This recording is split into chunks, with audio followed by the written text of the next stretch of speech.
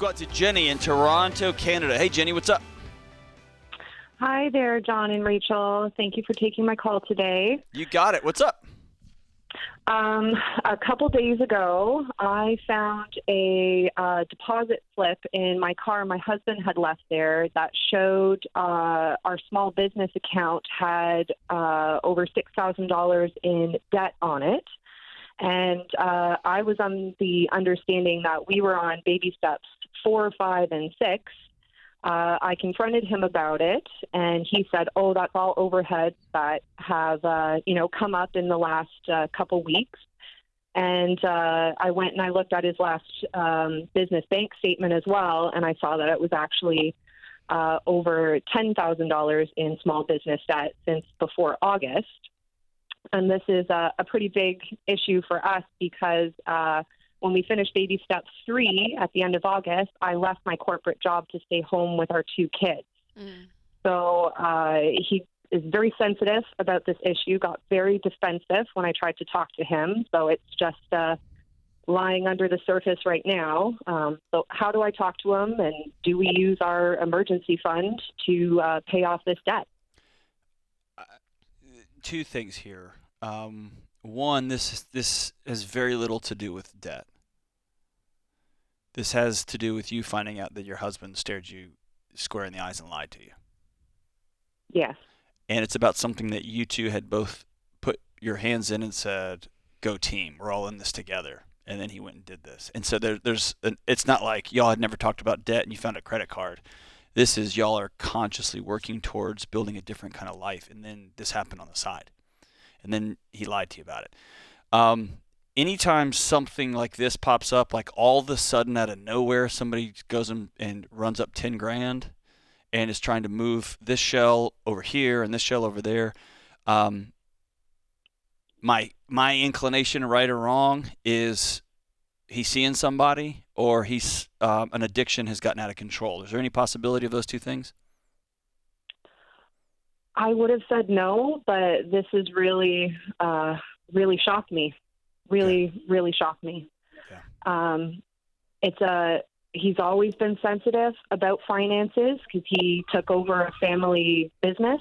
This was family business, and there was debt associated with that, and he had to have some tough conversations with his mom, which he always is referencing, but I need to ask him some tough, straight-on questions about it. And I mean, jokingly, we had said, is there, who are you supporting? And he was just like, no, this is just overhead costs. This is what it takes to run the business. Well, then your business is failing underneath you. Right, yeah. Right? And this isn't even like a capital expense. Like he went and bought a tractor for the farm. This is like paying light bills is what he's trying to tell you. Is that right? Yeah. Yeah. And, that's a failing product business. And shipping fees and insurance fees. So, but it didn't add up. So and that's the part that he didn't sit down and say, "Here's the receipts. Here's where this is at. I shouldn't have done this. I screwed up. I got all these new invoices and I panicked and I just opened up a quick line of credit and paid this." That's not his response. His response was, "You're crazy. You leave me alone. All I'm doing is this." Right? Yeah. It's always been a mess. Yes. Not my fault. Yeah. And there's a reason the word we use, and we're not trying to oversell it here. Here at Ramsey, we use the words financial infidelity because it's that level of violation. When you find out the home, the foundation of your home that you were walking on is suddenly not what you thought it was. Right? And my guess here is there's something deeper here. Either he feels like he is the son that was supposed to keep his family business going and he is unable to live in reality that this business isn't solvent, or he's seeing somebody, or and that's the problem with lying, right? Is it opens up every door and window in the house for scrutiny and questions. And so my experience has been when I have these type of conversations, and I haven't had to have them with my wife, but I've had to have them with coworkers before. I have to write it down. Otherwise, I get pretty pissed off and I get pretty emotional. I get pretty fired up, and then I stop thinking, and then I get accusatory. And so I would write down, here's your concerns. Here's your questions, and Mhm. ask him directly. I need direct answers to these questions. And here's the overarching theme. I no longer feel safe in my home. I don't feel safe in my marriage with you because you have violated my trust. We're going to start there. And you get to feel you're not going at him. You lied. You did this. We're talking about here's how I feel right now. And he can't deny that. Right. Okay. If Yeah. you think you need a marriage counselor or somebody in your community, a couple that you trust that can sit with you guys, that's cool. But if I was in your exact shoes, I would write these things down. Rachel, what do you think? No, it's a great point. Yeah, and Jenny, I mean, like in this, if I were, like, if that had happened in my household, right? If I'm putting myself in your shoes, the Mhm. business issues, the tactical side of the business, whether it's failing, like that's down the road. Like I'm going to worry about that. But I think talking to him about like this is a marriage issue, because in his head he probably is, I would think, still functioning at the level of like, oh gosh, you found out about the debt, and it's still in a money sphere for him, possibly with possibly knowing, oh gosh, this might get worse and deeper. And I think you coming at it as like, as my husband in our marriage, like forget the quote unquote money piece. It's what John said.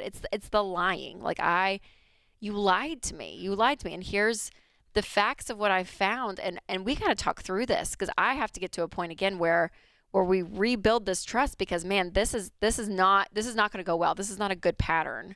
And that's hard, Jenny. Like that's a hard conversation to have. Do you guys, Yeah. in your marriage, do you feel like have y'all been able to have like healthy conflict, if you will, in marriage? Like, do you feel like you have a voice in the marriage, all of that, or is Yeah. this going to be like an Yeah. out of character thing for him to experience you No, like he's this? a good man. And when, you said the thing about, he's the son who has to carry on the family business and feeling that responsibility, something just went twang in my heart, because he said things like that before, like he has to keep it going. Well, let's put one more on there.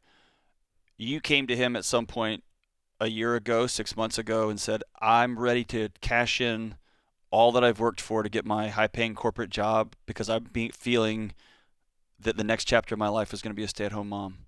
And he loves you so much, he's like, "I'm all in," and wanted to do what he could to support your dream, just that maybe the math isn't working out. And so I can see a scenario where he started trying to do the best he could to keep your dream alive, the household's dream alive, or maybe he pressured Mhm. you into quitting your job. Who knows? But that on top of, hey, we picked you, golden boy, to keep the family business going. And people do wild things when they start feeling pressure. And it may be that this is a conversation that he will weep from. He's been carrying this so long, there will be some peace in his soul finally. You know what I mean? Because shame, it's Brene Brown says, shame eats secrets for breakfast. Man, he's probably dying under the weight of this thing. And again, this is the best case scenario, right? Yeah. That he was such a good guy. He tried to find every avenue and Mhm. ended up finding himself over his head, and then he started lying about it. Cool, we can work from that. Or worst case scenario, he's got somebody else, right? And he is blowing through money left and right. Who knows? Mhm. Mhm. There's just not another way to heal from this except right through the middle of it. And I would go in very clear what I was going to say and go in very much, here's how I'm experiencing this. Not you did and you did. Here's what I'm experiencing and here's what I'm about to do about it, unless we get real clear real fast. And we'll be thinking about you. If you get a moment, call us back and let us know how things went after this conversation.